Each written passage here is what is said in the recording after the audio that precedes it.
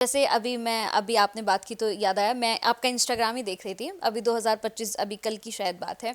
तो आपने एक डाला हुआ था, शायद स्टोरी था क्या कुछ था कि 2025 1 CR करके कुछ आपने हाँ, डाला हमने था। मैनिफेस्टेशन डाला था, मैनिफेस्ट, सबको मैनिफेस्ट 1 हाँ हाँ सीआर इन हाँ 2025। यही तो मैंने उस पर रिएक्ट भी किया था। फिर उसके बाद मैं अपने फ्रेंड्स के साथ बैठी, मैंने कहा नहीं यार इस साल तो कुछ बूम करना है। बोली क्यों? मैंने कहा मैंने संजय जी का देखा है तो इस बार कुछ तो मुझे भी करना है। मतलब आपसे बहुत कुछ सीखती हूँ मैं। Thank you so much. हाँ, अब एक सवाल है, जैसे अगर हम एसआईपी की बात करें सर, तो एसआईपी को लेकर भी बहुत सारे हमने देखा कन्फ्यूजन्स हैं। लोग कह रहे हैं कि भाई एसआईपी के पीछे काला सच कुछ और ही है, और एसआईपी जो है वो एक स्कैम है, ये लोगों को बहकाया जा रहा है, बरगलाया जा रहा है। लेकिन मुझे लगता है सर सिर्फ एसआईपी ही क्यों, फिर तो अगर हम ईएमआईज की बात करें तो वो भी एक बहुत बड़ा स्कैम ही हुआ हमारे लिए। ईएमआई ऑब्वियसली, देखिए मैं टीवी के लिए हमेशा कहता हूं कि एक 30 मिनट का एपिसोड होता है ना, उसमें 22 मिनट कंटेंट होता है, 8 मिनट ऐड होती है।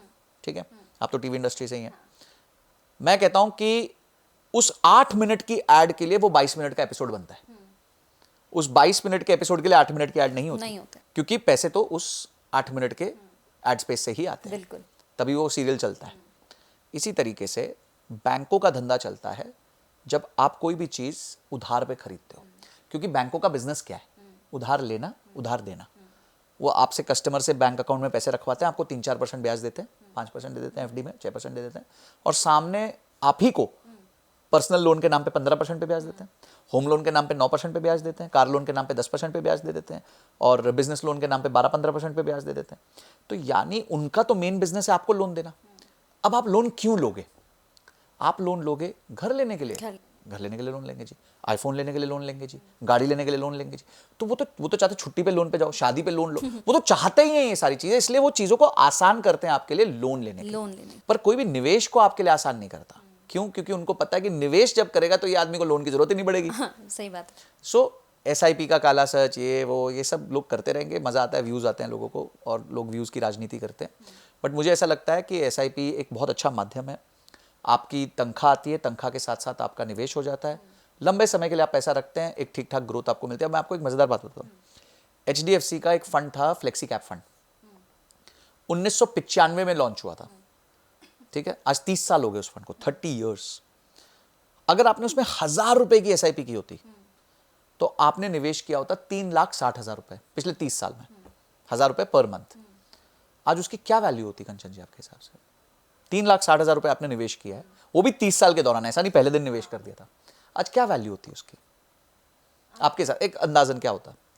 आज तो फिर सर मुझे नहीं लग रहा था, मैं नौकरी वोकरी करती, मैं तो घर पे बैठती। हाँ, कितना होता? पर फिर भी 10 गुना हो गया होता, 15 गुना हो गया होता, लगभग 20 लाख, 30 लाख, 40 लाख। 40 लाख। 40। Answer is 2 crore. 3,60,000 रुपए डाला हुआ, वो भी 30 साल में, ऐसा नहीं पहले दिन डाल दिया था। 30 साल में, 30 साल में आपने 3,60,000 डाला है, वो बन गया है 2 करोड़ रुपए आज 30 साल बाद। तो आप मुझे बताओ, आपके पास कोई बेहतर विकल्प था 3,60,000 को 2 करोड़ करने का? अच्छा, आपका समय कितना कितना गया इस पे? जीरो।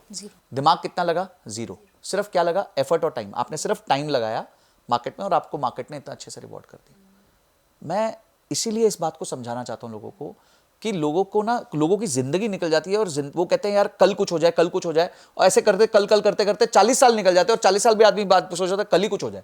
अरे अगर तुमने सही बीज बो दिए होते, उस दिन सही तरीके से निवेश कर दिया होता, तो आज आप फ्री होते। आपके आपके भी मन में आता होगा यार काश मेरे पेरेंट्स ने वो एक जमीन ली होती, है ना, तो आज मेरे भी बल्ले बल्ले हो गई होती, है ना। काश मेरे पापा ने कुछ गोल्ड ले लिया होता, काश मेरे पापा ने वो विप्रो का शेयर ले लिया होता। तो आपके बच्चों के भी तो मन में आएगा। तो उनके लिए आज आप राइट डिसीजन ले लो।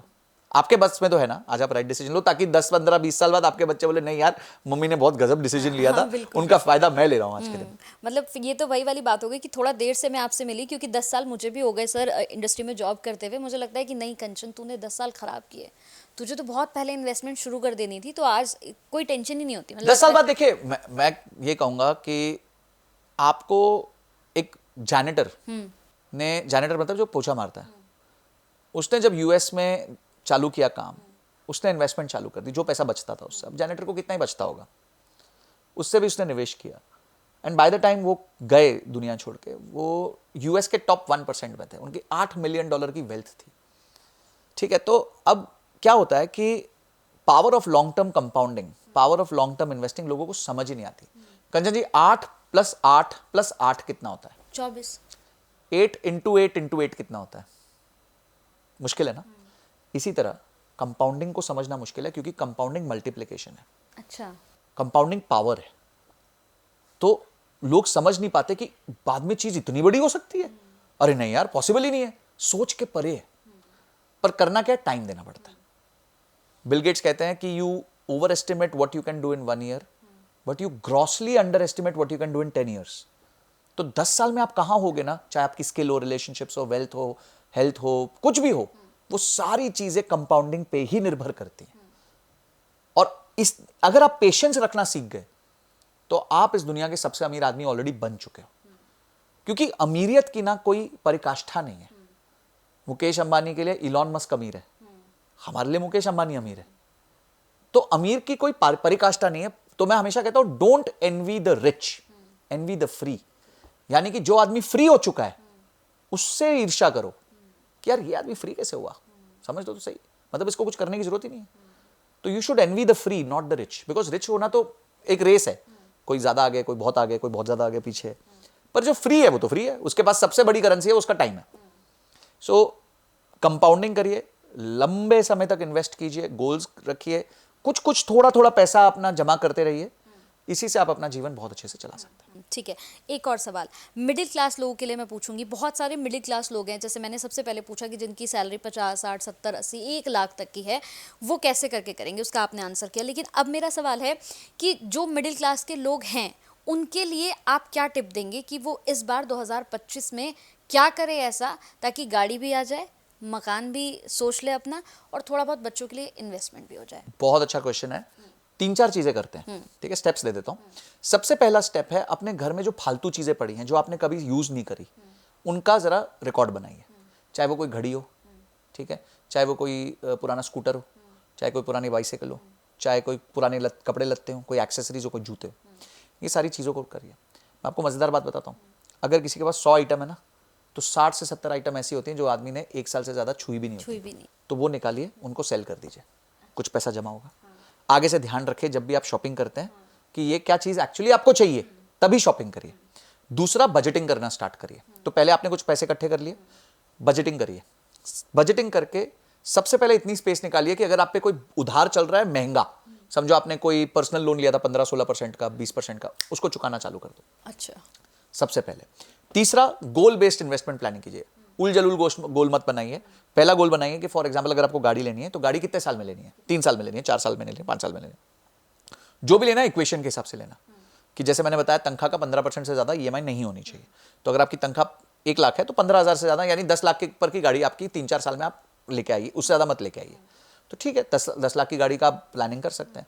घर लेना चाहते हैं, घर को आप पोस्टपोन करिए एटलीस्ट 7-8 साल तक, क्योंकि आप इमीडिएटली अगर डाउन पेमेंट इकट्ठी नहीं कर सकते तो आप 7-8 साल में पहले डाउन पेमेंट इकट्ठी कर लीजिए, फिर आप घर ले लीजिएगा, कोई चक्कर नहीं। प्लान कीजिए, बजटिंग कीजिए, इन्वेस्ट कीजिए, उसके बाद कुछ मत कीजिए। That's it.